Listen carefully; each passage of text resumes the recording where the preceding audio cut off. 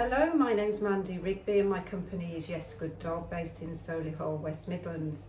I'm also a trainer for Scentwork UK and I'm running this little series of videos. This is video 2 of 3 to show you how to make up target odours. Video 1 is based on cloves, and today we're looking at gun oil, which comes up in your level 3 on the trials for Scentwork UK. Okay, so we're going to start off with the gloves. Wearing gloves so that I don't pass my human scent onto the carrier and which is the article that your dogs would be searching for. Especially if you're setting this up to do with your dog at home, they will recognise your scent and in preference possibly to the gun oil. Okay, so we're starting off with a clean jar. They shouldn't have any contaminants of food. They should be washed in a dishwasher or very hot boiling water and left to air dry. So you don't want the food obviously getting onto your scented articles. Second thing we need is the carrier. So we use socks for ease. I tend to use them and then throw them away. I wouldn't bother washing them and getting, contaminated with different scents of washing powder. So you can buy them quite cheaply. For gun oil, I tend to use a white sock so that I know the difference between the two. But if you're just working on the gun oil, then the black's fine. But a little tip, if you are working on cloves and the gun oil, it's nice for you to be able to identify them very clearly. So the gun oil that we'll be using is what Scentwork UK recommends, which is Napier gun oil. This is VP90 and it's the lubricant. Very important that you actually get the right gun oil here because there are different variations on the market.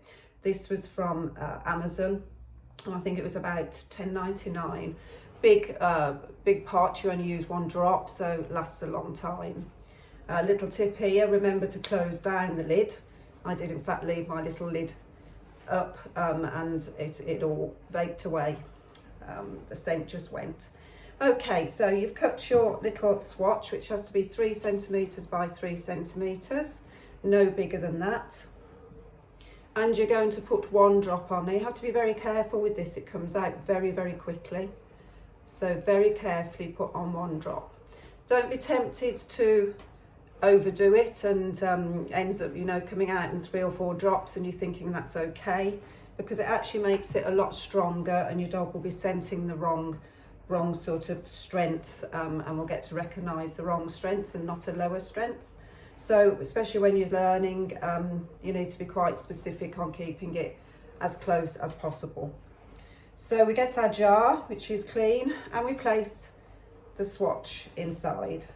So you can obviously put more swatches in. So there's another one going in now. Oh, an out of habit. Good, I did put the lid down. So that's another one. You'll notice it does disperse even the 1 drop through the material.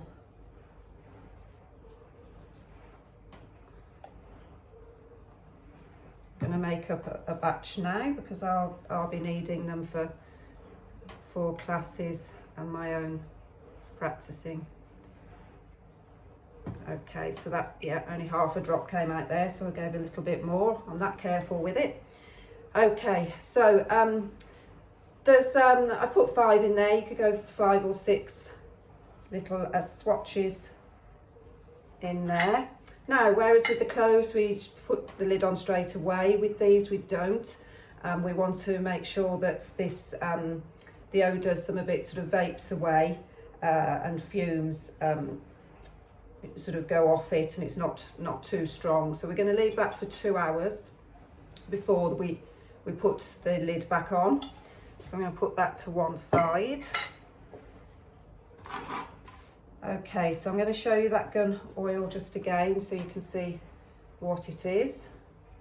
So all the details of how to make up your target odour are on Scentwork UK, and it will be under your guidelines for level 3 when your gun oil comes into play. If you want any more information on Scentwork UK, then please do visit their website. If you want any more information on my classes, workshops, or any events coming up this year, then please contact me at mandy@yesgooddog.co.uk. Enjoy your scent work, happy sniffing.